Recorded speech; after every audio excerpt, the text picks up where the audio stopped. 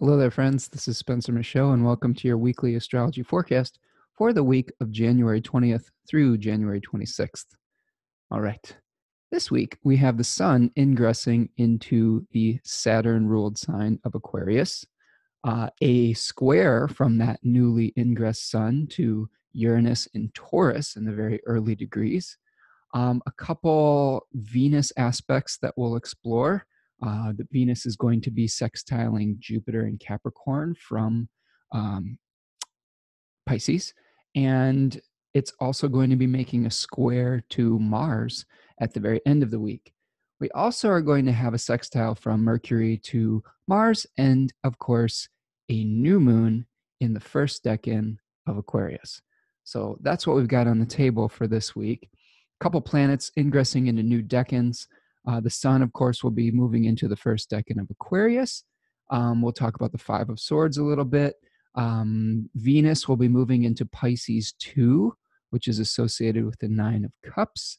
And Mercury will be moving into Aquarius 2, associated with the Six of Swords. So we'll spend a little time with each of those as we go forward with the forecast this week.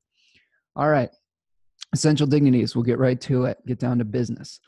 The sun is moving into the first decan of Aquarius this week, where it is in its exile.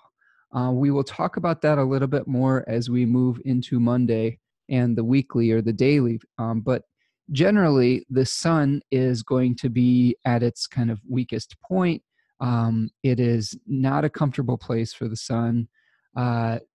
Saturn generally is associated with the concept of exclusion, according to Robert Schmidt, and the sun being selection. So this can, a lot of the things that we think about with Aquarius, modern astrology is associated with Uranus and being the outsider and the rebel and things like that. But in the traditional system, a lot of our Aquarian meanings are coming from that lack of dignity that the sun has in the sign of Aquarius, being kind of the outsider. Remember, we had a concept of the wall in Saturn-ruled signs, right? Boundaries.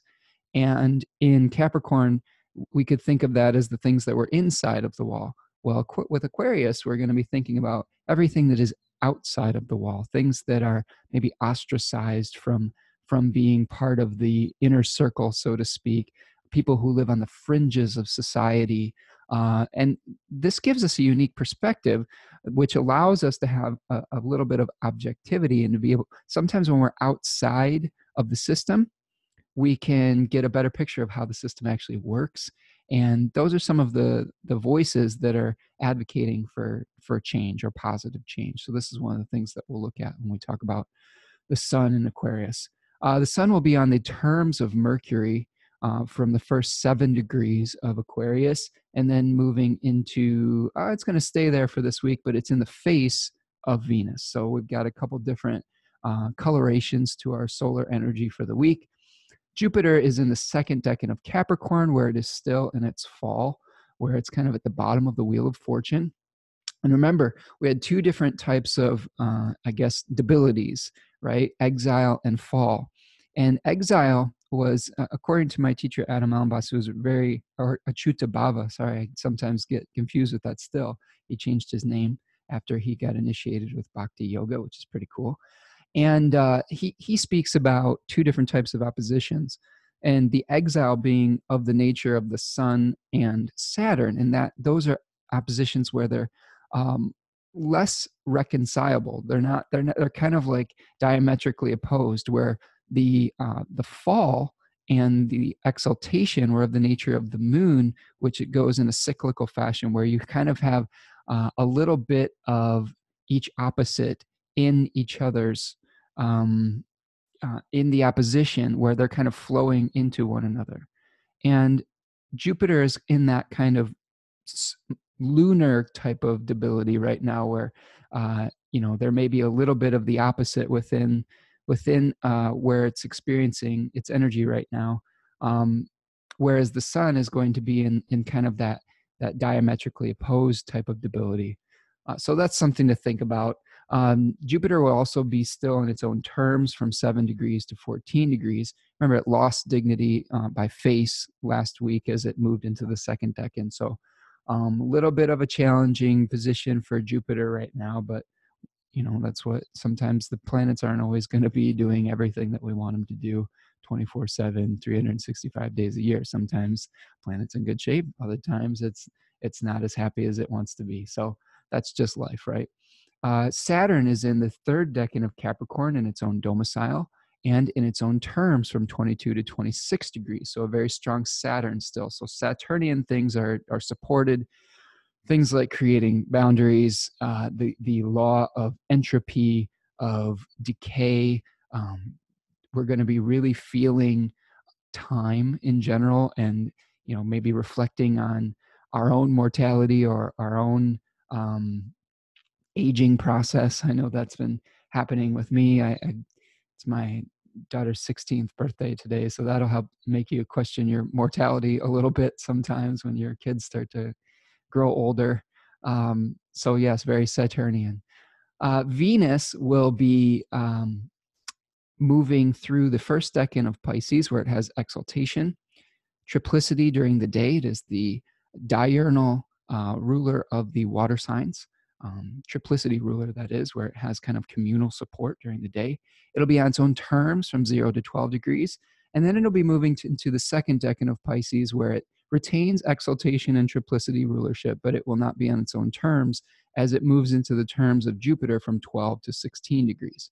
So that's one thing to look out on. Remember, a planet on its own terms is able to kind of set the curriculum or set the etiquette necessary to utilize that planet's energy in the most efficient way possible. So when Venus is on its own terms, the qualities of grace, of manners, of being able to harmonize and beautify things are supported. And when it's Jupiter, things like truth, integrity, expansion, abundance, all of those things are kind of the language that Venus will be speaking. I think that when you have two benefics kind of in each other's terms or whatnot, that can be beneficial because they're sort of related. They were said to be planets that were life-giving in the traditional system, right? Conducive to life. In the medieval system, that was associated with warmth and moisture, whereas the qualities of coldness and dryness or excessive heat in relationship to Mars with the two malefics, of course, the coldness and the dryness being related to Saturn, were antithetical to life, right? Were kind of things that were not conducive to the growth of crops or of life itself. So those are some certain ways that certain astrological authors were thinking about this. Mars will be in the second decan of Sagittarius this week in the terms of Venus, where it is peregrine. So still a little bit of challenge with Mars, and especially as we look towards that Mars-Venus square that happens at the end of the week. That's our one kind of big difficult aspect this week, beyond the Sun-Uranus square. Mercury will be moving through the first decan of Aquarius at the beginning of the week, where it is the triplicity ruler in the nighttime of the air signs. It'll be on its own terms from 0 to 7 degrees. And then it will move into the second decan of Aquarius, where it retains the triplicity rulership at night, but it also becomes the decanic ruler, or it has rulership by face in the second decan. It will be on the terms of Venus from 7 to 13 degrees, and then Jupiter's terms from 13 to 20. So remember, when we had a planet that was on in the terms of a benefic, it's a little bit of a more lenient teacher, right? Our communications may be a little bit more harmonious this week than they would be if we were on the terms of a malefic like Saturn or Mars, generally when a planet moves to the final degrees of a sign. So get while the getting's good. Mercury gains some dignity this week and should lead to innovative ideas where we're able to see the big picture. And we'll discuss that a little bit more as we go through our dailies. The moon this week is waning from in its, we'll start off in the last quarter phase and move into the balsamic phase, where it is becoming very dark. So we're getting closer to the dark moon and then the new moon towards the end of the week.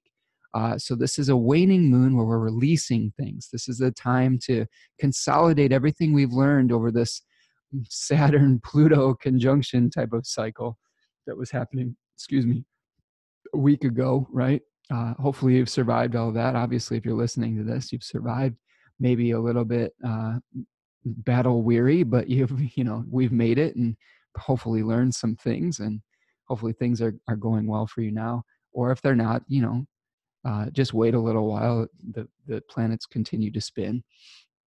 And remember that Saturn-Pluto conjunction was part of a much longer term cycle. So it's not just one thing. It's going to be a part of a much longer term narrative in your life. So that can be challenging to think about, but also it can be comforting too, that it doesn't have to be one particular thing. This is part of a longer term growth cycle, or not just a growth cycle, but a longer term letting go as well, with Saturn and Pluto involved. Okay, but we're going to be waning towards that new moon and consolidating everything into something that we can carry with us into the next cycle, releasing what no longer serves us anymore and carrying with us what we need to move forward. The moon is going to be moving through Sagittarius in the beginning of the week, where it has rulership by face in the second decan between 10 and 20 degrees. It will then move into its exile in the sign of Capricorn, where it does have triplicity rulership at night. The moon is the Earth triplicity ruler at the night, in the nighttime. So it does have a little bit of communal support, but it is not really very comfortable in a Saturn-ruled sign. Remember, the moon was associated with light, Saturn was associated with darkness. So when you give the moon the resources of darkness, that can be a little bit awkward, right? Okay. The moon will be moving through Aquarius, where it has rulership by face in the third decan. And then at the very, very end of the week, it'll move through Pisces, where the moon is the cooperating ruler, but other than that, there are no other dignities for the moon in Pisces. All right, let's take a look at it here. I'm going to share my screen.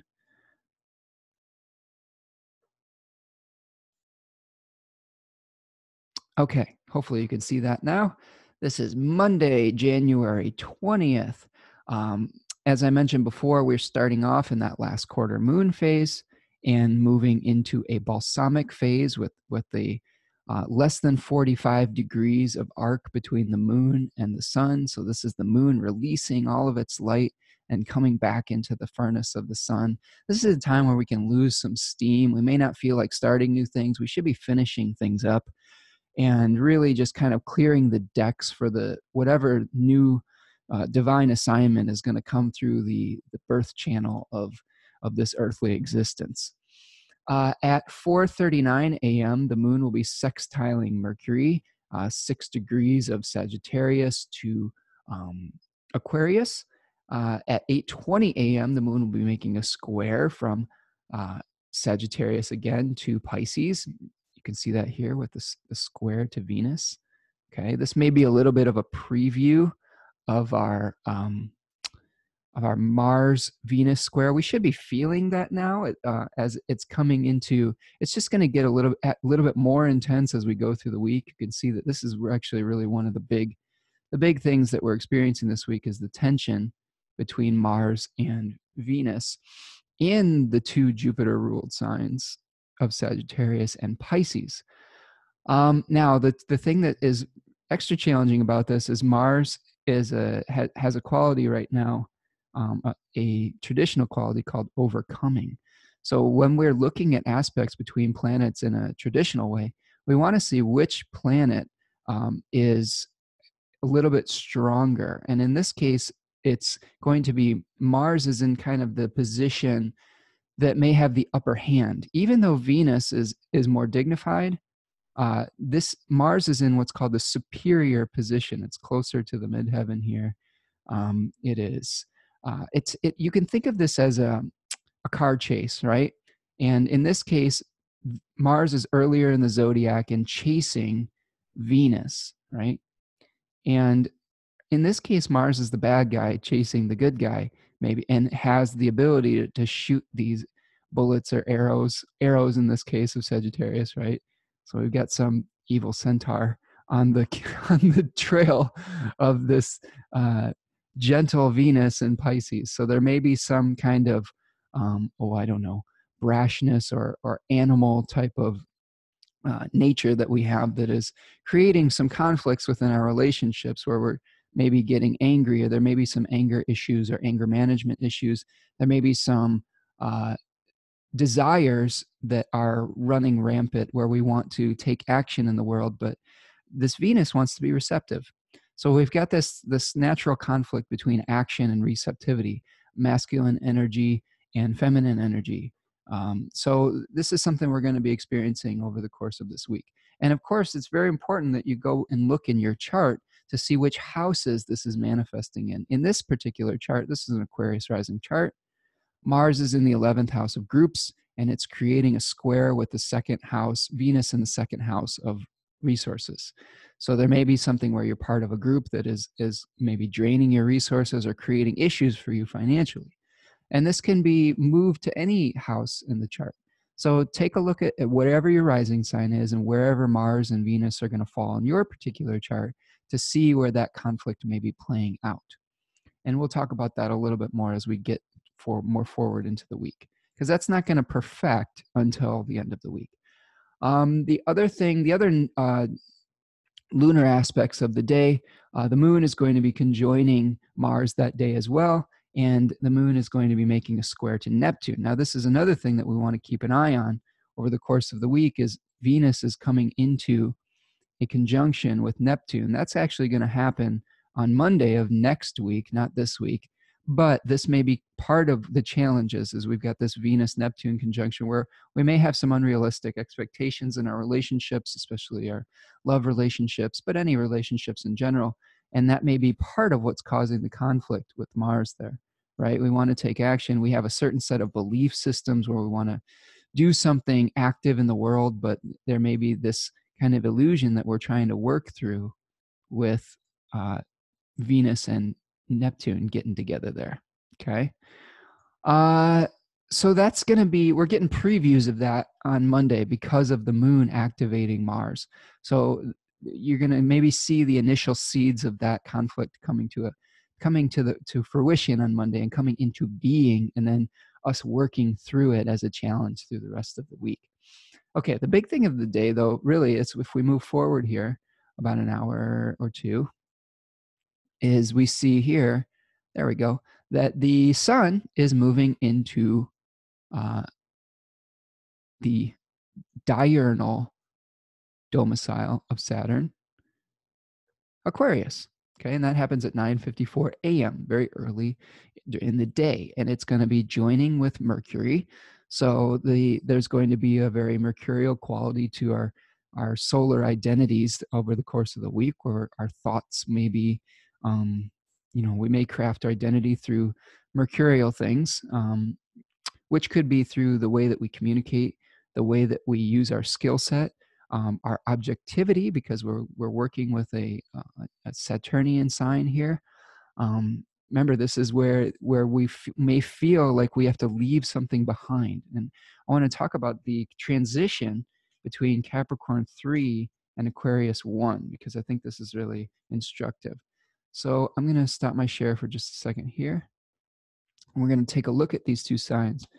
So we had Capricorn 3 was the Four of Pentacles, where we had the throne, right? Where the sun was the decanic ruler of that particular phase. It was still being provided resources by Saturn, being in Saturn's domicile or on their property, so to speak. But we had the appearance of this solar quality to it, where we were trying to manage what we had created materially.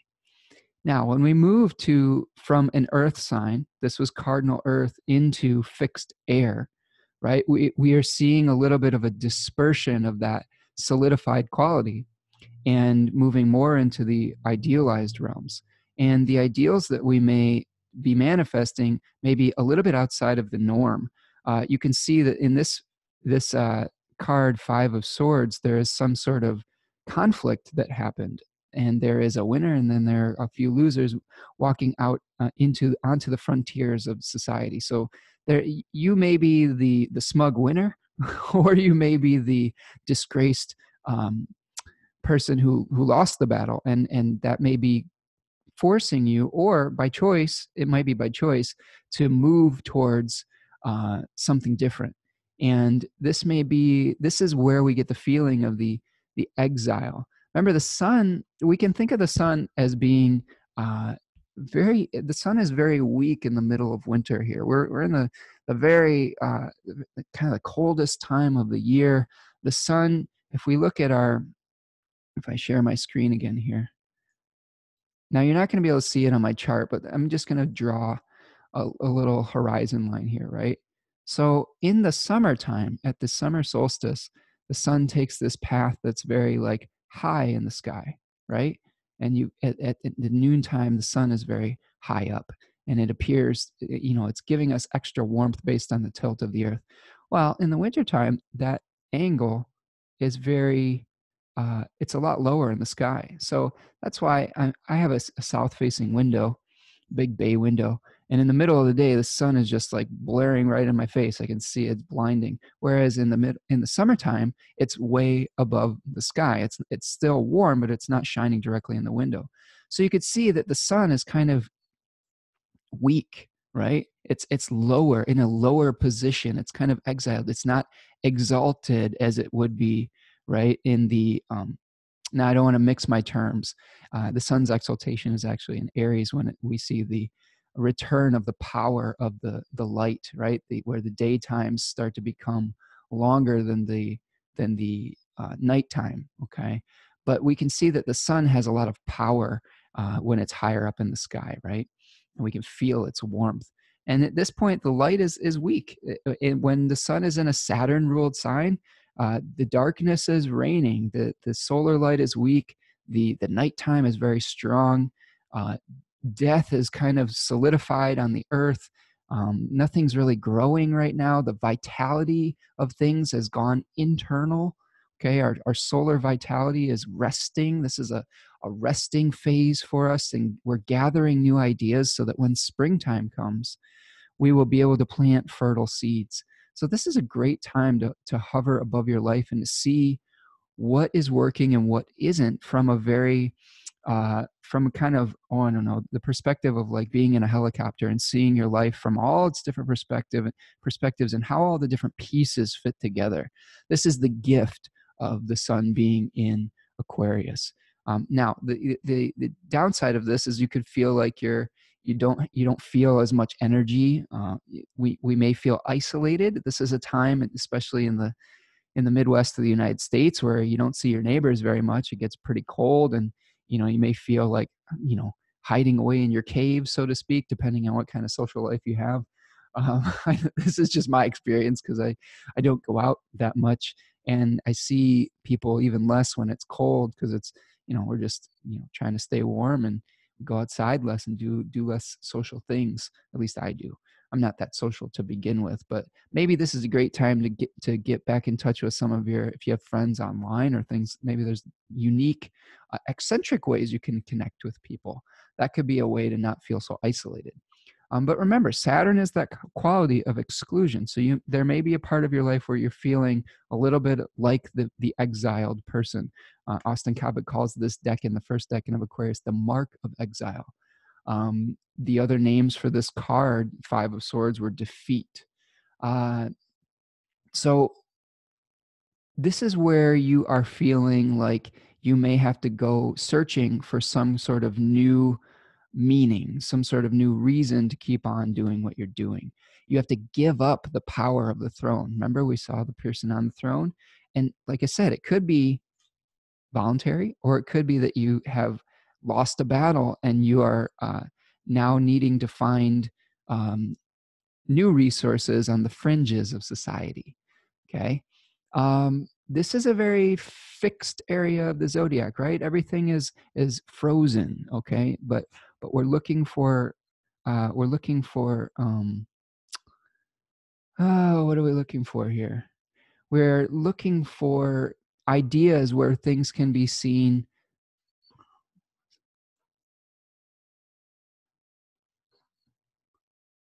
Hold on a second here.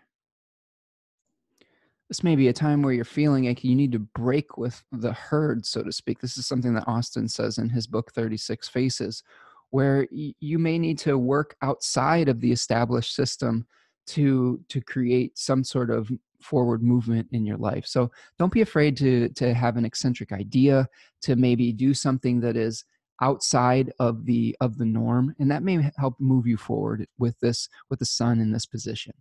Okay, let's share our screen again here.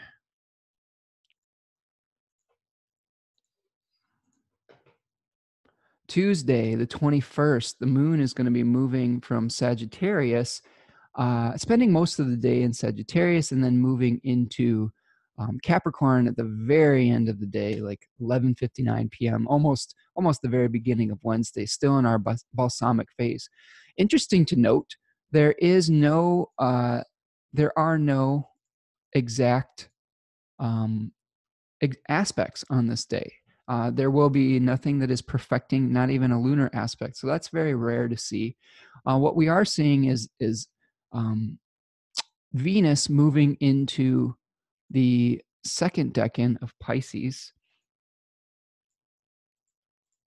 Okay, towards the evening hours. You can see that happening here. There, at 10 degrees of Pisces in the evening around, I don't know, 8:20 p.m. or so. And this card that we look at with a correspondence is the Nine of Cups.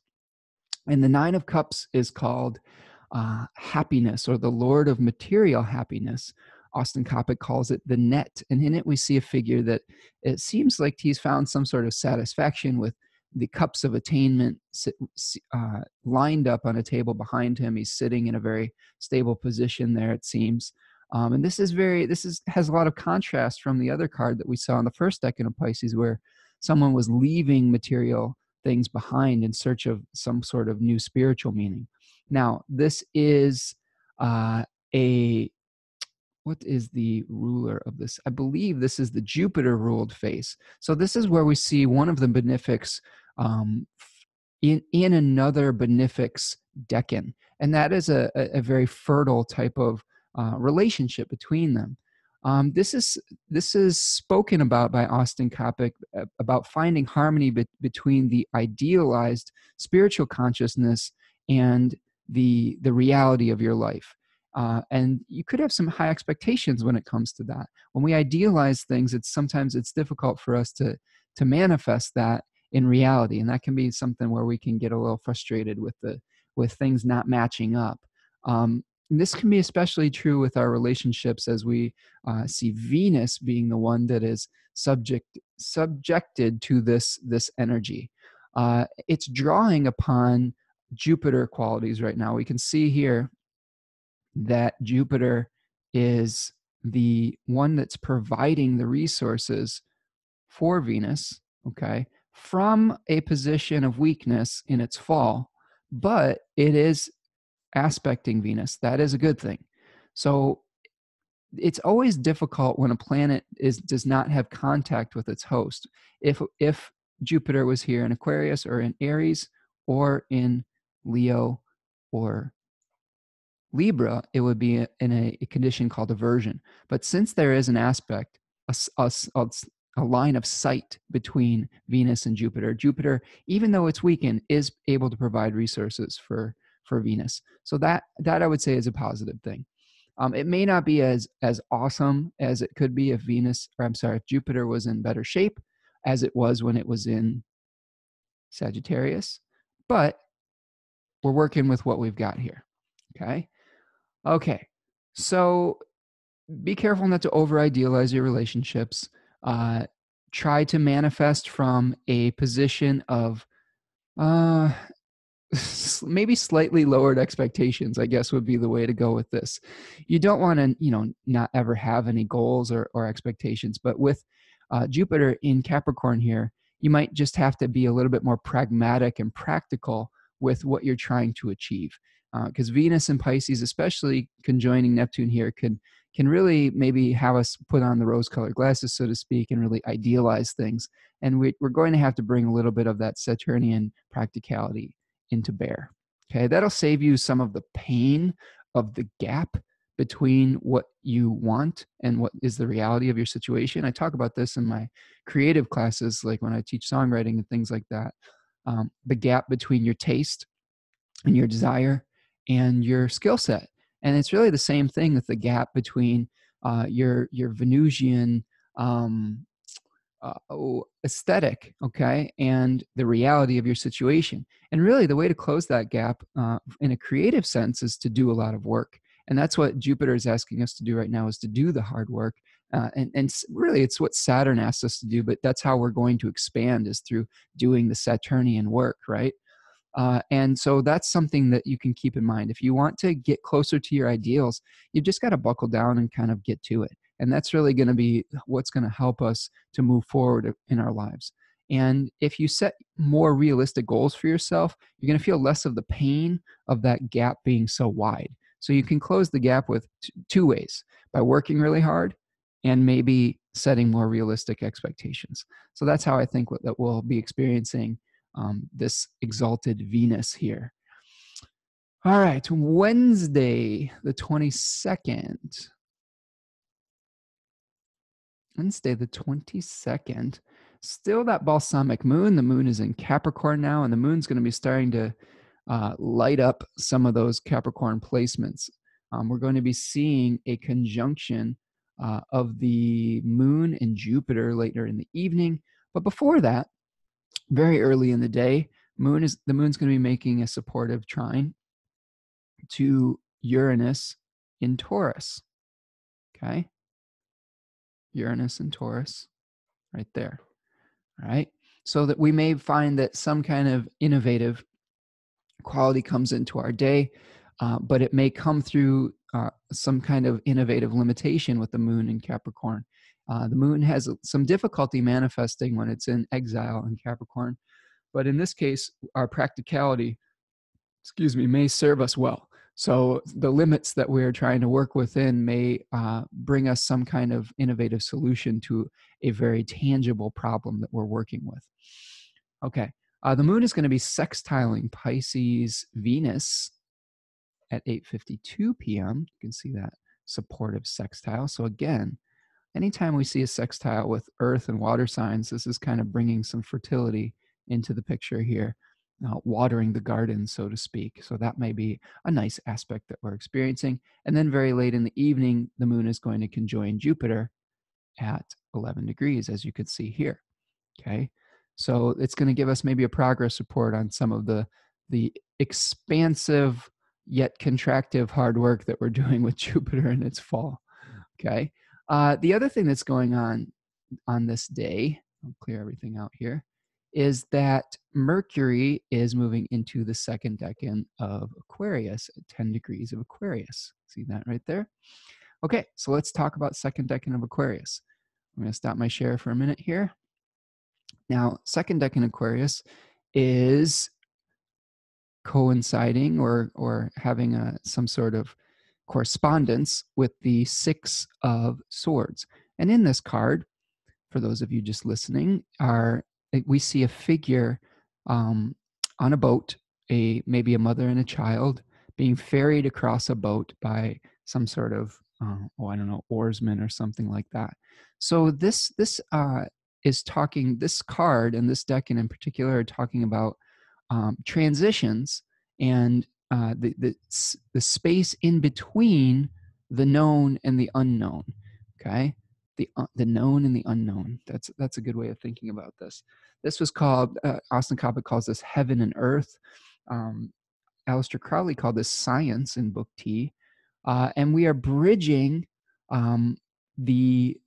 of course, we're bridging the conscious and the subconscious. We are seeing Mercury becoming more inventive in this phase because we're going into kind of this universal consciousness and being able to bring ideas back and forth. This is maybe the quality of the inventor, or somebody who is able to see outside the normal scripts of life and bring something into being that isn't quite in the norm. Remember, inventors and people who are very progressive, a lot of them felt exiled for a long time. There are plenty of people who were sort of before their time, right? And didn't get the appreciation that they deserved because their ideas were not part of the accepted norms of societal norms of the day. And that could be very, very painful sometimes. But a lot of these folks went and did it anyway because they knew that it was more in alignment with a universal truth rather than an earthly societal truth.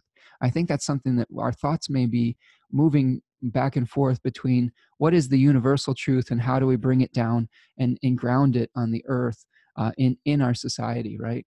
I like to think of the bird that that is just popping up in my mind is the nuthatch.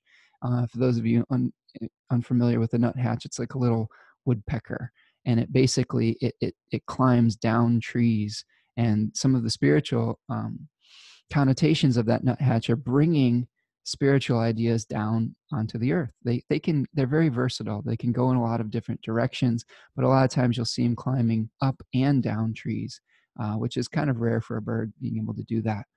So maybe there's something where you are able to dive into the universal consciousness and bring some sort of idea back to your society. And remember, Aquarius was the water bearer or the water pourer, where we're bringing it was like a Promethean gift that was being given to society, right? And sometimes you suffer for that gift. So the rebellious quality of Aquarius comes where you may not get credit for what you're doing, right? Leo is the one that where you get the credit and you get all the attention and you become special.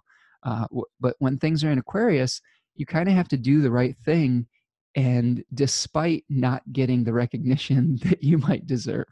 Okay, so that may be part of the quality of this Mercury moving through this phase, is going back and forth between that spiritual and physical consciousness, and being okay with doing it because it is more in alignment with your soul rather than doing it to get the accolades. Okay, one thing to consider. Okay, let's move forward onto Thursday. On Thursday, January 23rd, we have our final balsamic moon day, and we see, let me move the day forward here. Okay, Thursday the 23rd, you could see that the moon has not yet conjoined with the sun. It's kind of that final releasing of light. And the moon is going to be making a sextile to Neptune very early in the day at 7:19 p.m. at 16 degrees of Capricorn and Pisces. It will then conjoin Pluto at 7:18 around the same time. Sorry, those things might be happening. Let's see. Actually, the Pluto conjunction happens first, then the Saturn conjunction at 9:08 p.m. And the other two non-lunar aspects we have, that's going to be lighting up that Saturn-Pluto area of your chart where you may have been experiencing a very powerful change, a very powerful consolidation, and the moon is going to be activating that and shining some light on that situation on Thursday. It's kind of a great day for letting go of things because it's a balsamic moon day as well. So we may be just kind of wrapping up kind of some of the more prominent events that we may be experiencing in the last few weeks. So we have some non-lunar aspects, important non-lunar aspects this day as well. The first one is the sun making a square to Uranus. Okay, so sun's going to be squaring Uranus. And that is where we might be seeing some conflict in our ability to forge a sense of identity, to command this authority. This is our ability to command authority is weakened with the sun in Aquarius because we're not really able to do it from this more individualistic perspective. We're having to do it taking into account the needs of the collective. And that can be a little, it's like the king that really has to serve, is very beholden to his subjects. And that's not necessarily a bad thing. It just means that you may not get your way as much as you would like. And here we see some sort of, like, remember I talked about that rebellious quality being outside of the norm, coming into contact with the planet that is associated with rebellion itself and breakthroughs or breakdowns. So this could be willful or eccentric behavior on your part or on the part of others over the Taurus and Aquarius parts of your chart. There could be something unexpected that happens whenever we see important contacts with Uranus. It's very difficult to predict where that could be happening is something unexpected. And even when as astrologers, when you see what part of the chart this could be in, it's always a little bit shocking. It's like the lightning bolt of awareness that happens.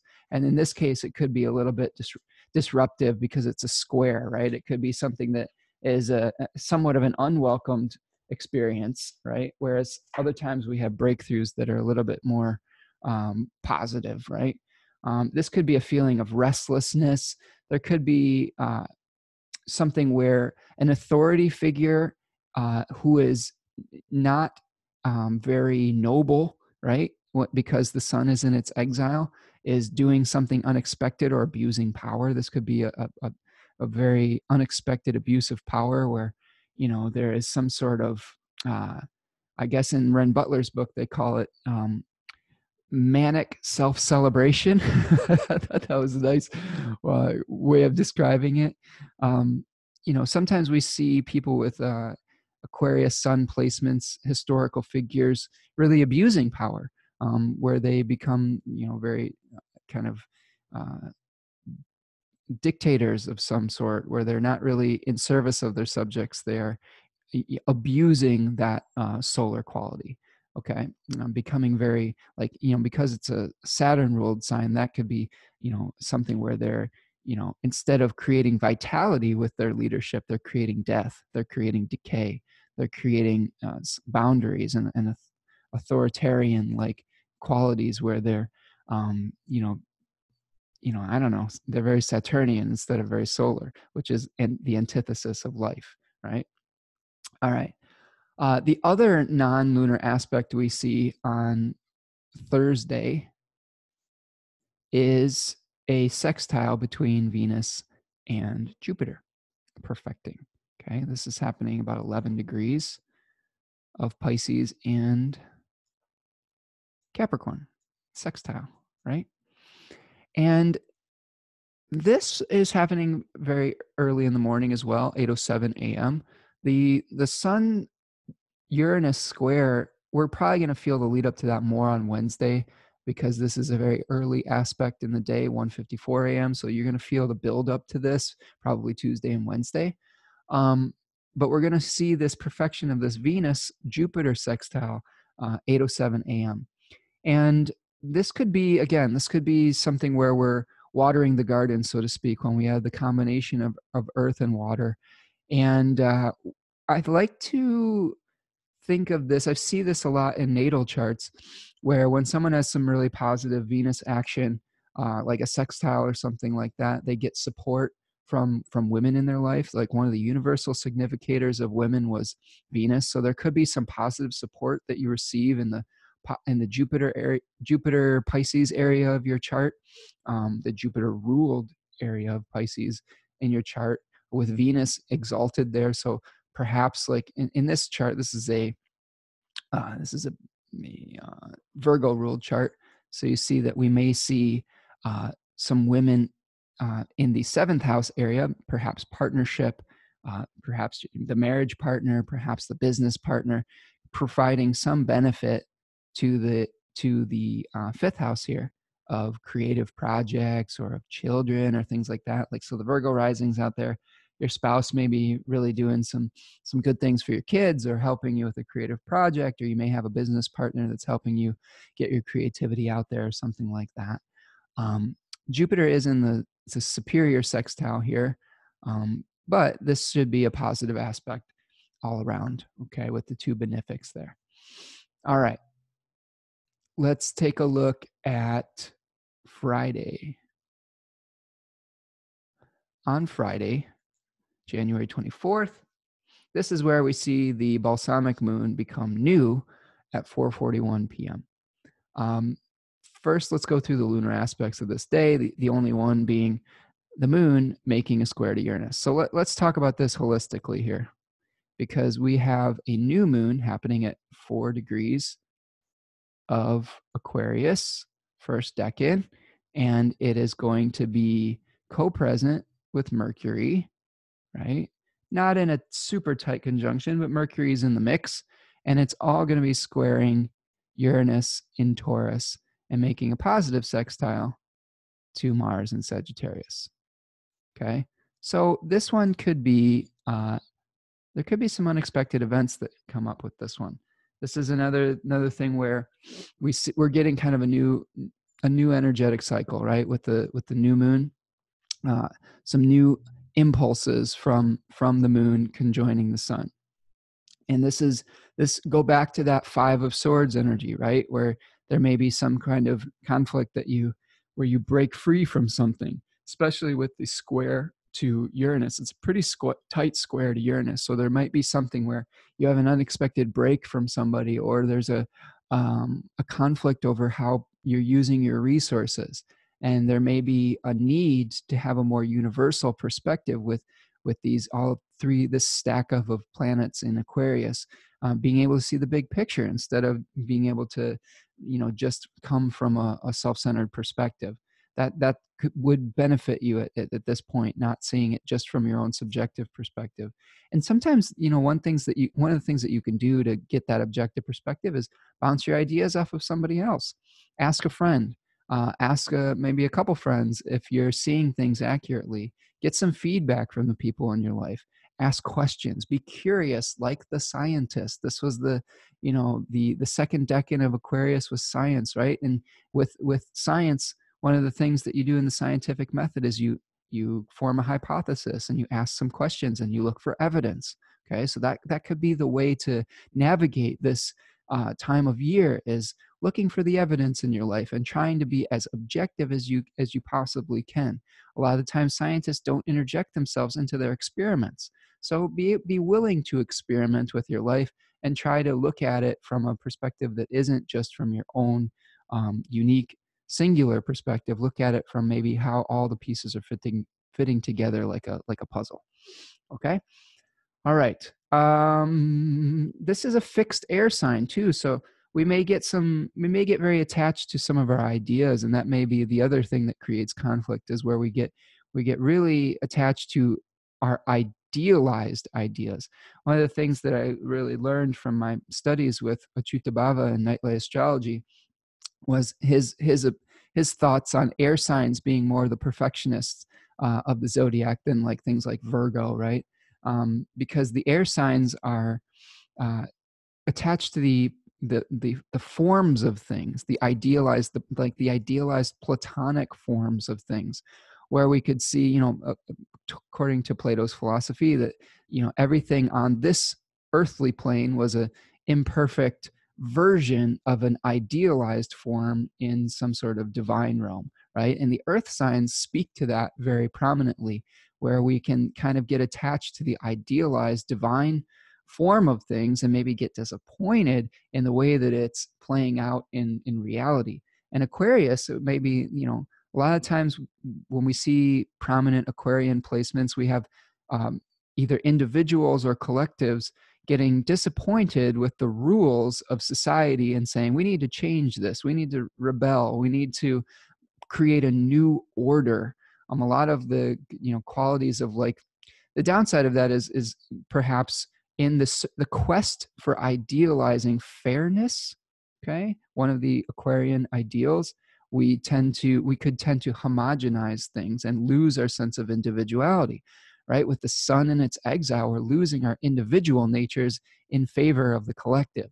So that could be one of the dangers of this, is losing your sense of self because of an attachment to a higher purpose that you have. So just be aware of that. And that, of course, is going to be running into how you manage your resources in the Taurus ruled area of your chart. All right. So that's our new moon, 4:41 p.m.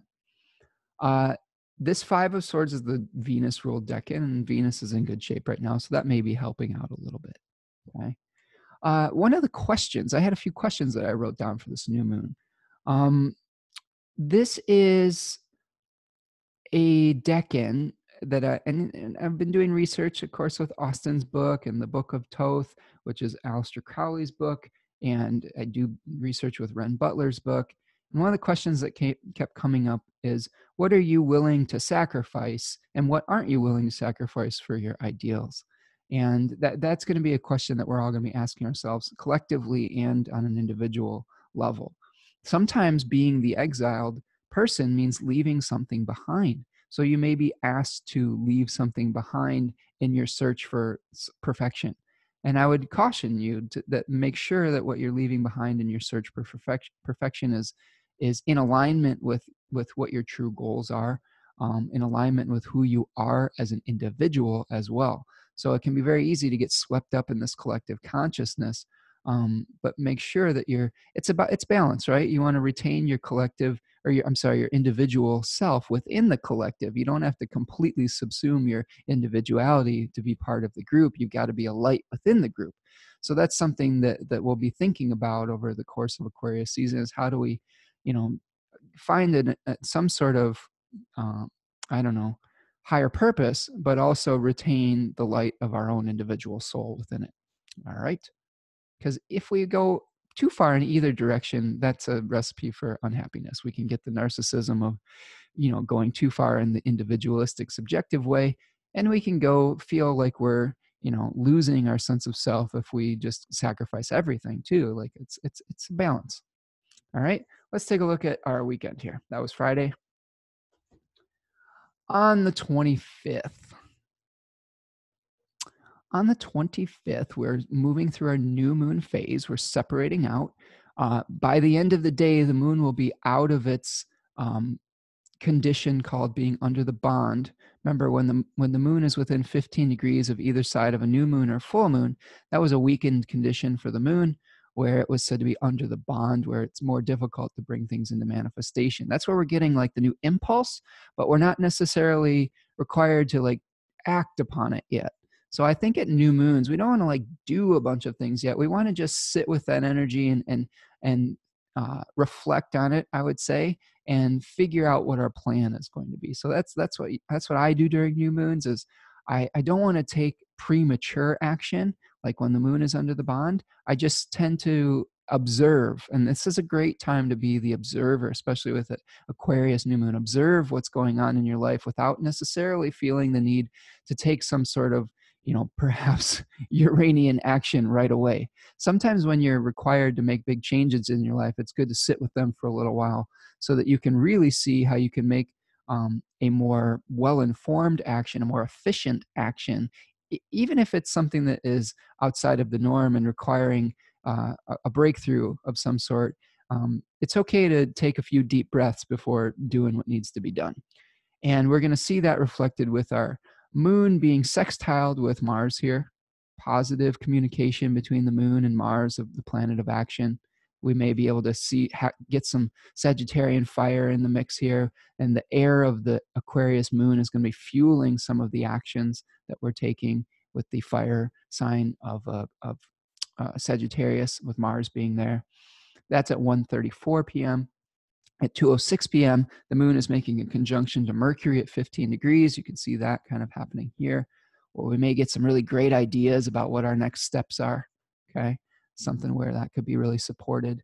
And then at the end of the day at 8:09 p.m., we're going to be seeing a sextile between Mercury and Mars. So the moon and Mercury, the moon is really going to be really activating that mercurial sextile with Mars. And this could be where we're feeling a surge of mental energy and determination. We could have some decisiveness in our communications.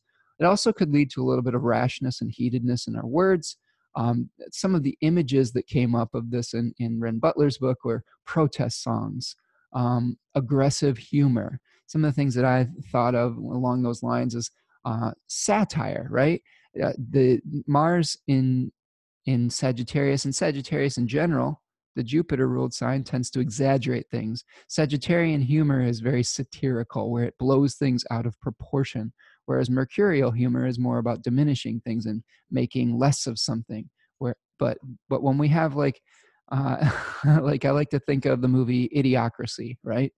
Where which unfortunately, we're seeing some of Mike Judge's prophetic exaggerations coming into being.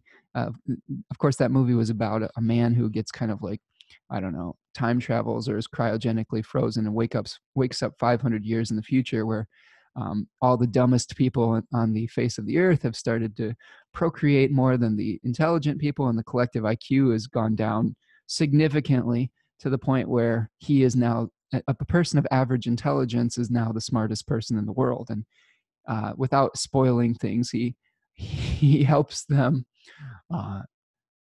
create an ability to be more functional.